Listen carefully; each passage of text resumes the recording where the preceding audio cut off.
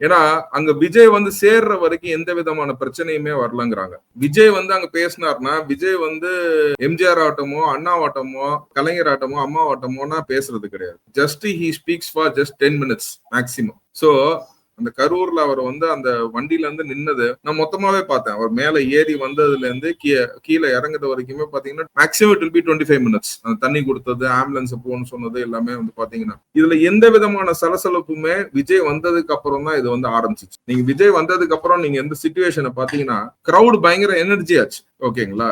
10 ரூபா பாட்டில் பாலாஜின்னு சொன்ன உடனே ஓகே கிரௌடே பயங்கர எனர்ஜி ஆச்சு. அந்த கிரௌடு எனர்ஜி ஆகும் போது பாத்தீங்கன்னா வந்து brutal police attack has happen. ஒரு சின்ன பையன் வந்து சொல்றான். ஓகேங்களா? 4 செருப்பை தூக்கி போட்டிருக்காங்க.